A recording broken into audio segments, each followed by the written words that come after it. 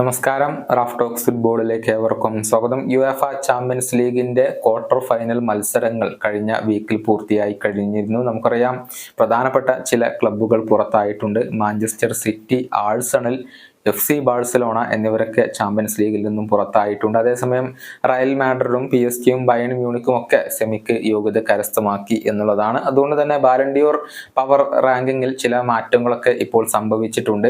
Erling Haaland, Phil Foden തുടങ്ങിയ താരങ്ങൾക്ക് സാധ്യത കുറയുകയാണ് ചെയ്തിട്ടുള്ളത്.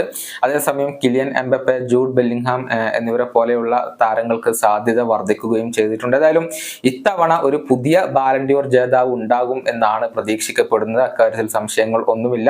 കാരണം ലയണൽ മെസ്സിയോ അതല്ലെങ്കിൽ ക്രിസ്ത്യാനോ റൊണാൾഡോയോ അവരൊന്നും പവർ റാങ്കിങ്ങിൽ ആദ്യ 10 സ്ഥാനങ്ങളിൽ ഇടം നേടിയിട്ടില്ല.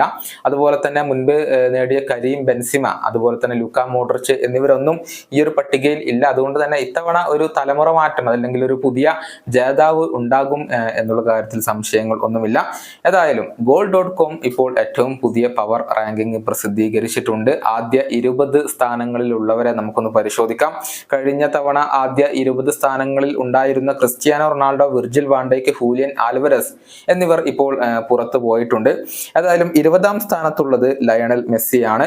ഇന്റർ മയാമിക്ക് വേണ്ടി മെസ്സി ഇപ്പോൾ കളിക്കുന്നു. 20 ഗോളുകൾ, 9 അസിസ്റ്റുകൾ, ലീഗ്സ് കപ്പ് അദ്ദേഹം നേടി എന്നതാണ് ഈ സീസണിലെ അദ്ദേഹത്തിന്റെ നേട്ടം. ഇനി 19ാം സ്ഥാനത്ത് വരുന്നത് ബയേൺ മ്യൂണിക്കിന്റെ ജോഷുവ കിമ്മിച്ച് ആണ്. 2 ഗോളുകളും 9 അസിസ്റ്റുകളും സ്വന്തമാക്കാൻ ഈ ഒരു താരത്തിന് കഴിഞ്ഞിട്ടുണ്ട് എന്നത് എടുത്തു പറയേണ്ട കാര്യമാണ്. ഇന്റർ മിലാന്റെ അർജന്റീൻ സൂപ്പർ താരമായ ലൗറ്ററോ മാർട്ടിനസ് 18ാം സ്ഥാനത്ത് വരുന്നു. 27 ഗോളുകൾ, 7 അസിസ്റ്റുകൾ. അതുപോലെ തന്നെ ഇറ്റലിയിലെ സൂപ്പർ കപ്പ് അദ്ദേഹം ഇന്റർ മിലാനൊപ്പം സ്വന്തമാക്കി. സിറിയ കിരീടവും അദ്ദേഹം ഇപ്പോൾ ഉറപ്പിച്ചിട്ടുണ്ട്.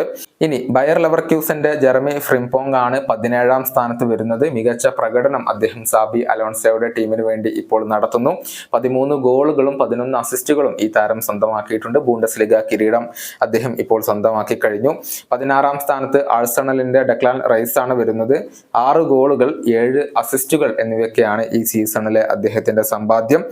15ാം സ്ഥാനത്ത് മാഞ്ചസ്റ്റർ സിറ്റിയുടെ ബെർണാഡോ സിൽവ വരുന്നു. 12 ഗോളുകൾ, 8 അസിസ്റ്റുകൾ.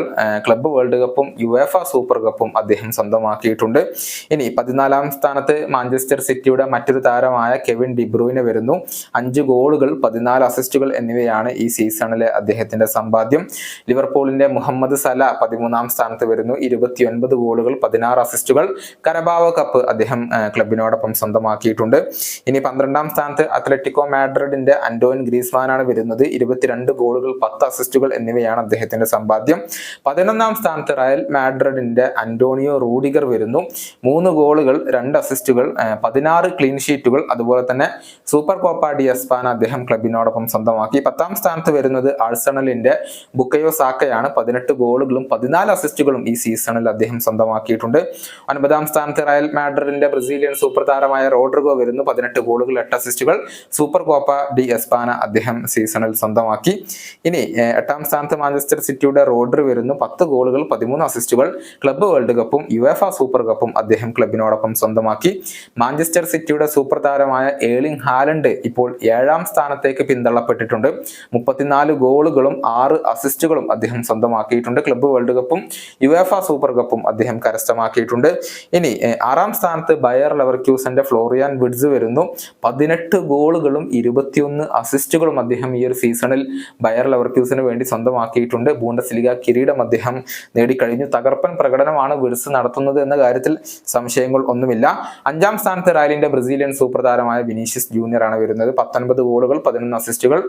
സൂപ്പർ കപ്പ്, സ്പെയിനിലെ സൂപ്പർ കപ്പ് അദ്ദേഹം സ്വന്തമാക്കിയിട്ടുണ്ട്. 4ാം സ്ഥാനത്ത് വരുന്നത് ഫിൽ ഫോഡൻ ആണ്. മാഞ്ചസ്റ്റർ സിറ്റിക്ക് വേണ്ടി 23 ഗോളുകൾ, 10 അസിസ്റ്റുകൾ. ക്ലബ്ബ് വേൾഡ് കപ്പും സൂപ്പർ കപ്പും യുവേഫ സൂപ്പർ കപ്പും അദ്ദേഹം സ്വന്തമാക്കി.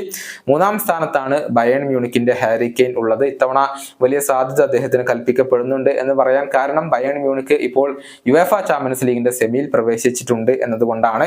44 ഗോളുകളും 13 അസിസ്റ്റുകളും ബയേണിന് വേണ്ടി ഈ സീസണിൽ ഹാരി കെയ്ൻ സ്വന്തമാക്കിയിട്ടുണ്ട്. കിടിലൻ പ്രകടനം അദ്ദേഹം നടത്തുന്നു. 2ാം സ്ഥാനത്ത് വരുന്നത് കിലിയൻ എംബപ്പയാണ്. 47 ഗോളുകളും 16 അസിസ്റ്റുകളും അസിസ്റ്റുകളും ഈ സീസണിൽ അദ്ദേഹം സ്വന്തമാക്കി. ട്രോഫി ഡെസ് ചാമ്പ്യൻസ് നേടിയിട്ടുണ്ട്. നമുക്കറിയാം PSG തന്നെയായിരിക്കും ലീഗ് 1 കിരീടം നേടുക. അതുപോലെ തന്നെ PSG യുവേഫ ചാമ്പ്യൻസ് ലീഗിന്റെ സെമി ഫൈനലിലും ഇപ്പോൾ പ്രവേശിച്ചിട്ടുണ്ട്. കിലിയൻ എംബാപ്പയ്ക്ക് വലിയ ഒരു ബാലൻഡിയോർ പുരസ്കാര സാധ്യത ഈ സീസണിൽ ഉണ്ട് എന്നത് നമ്മൾ മറക്കാൻ പാടില്ല. ഒന്നാം സ്ഥാനത്ത് ജൂഡ് ബെല്ലിംഗ്ഹാം തന്നെയാണ് വരുന്നത്. 23 ഗോളുകൾ 13 അസിസ്റ്റുകൾ. സൂപ്പർ കോപ്പ ഡി എസ്പാൻ അദ്ദേഹം സ്വന്തമാക്കിയിട്ടുണ്ട്. ലാലിഗ കിരീടം റയൽ മാഡ്രിഡ് ഏറെക്കുറെ ഉറപ്പിച്ചു കഴിഞ്ഞിട്ടുണ്ട്.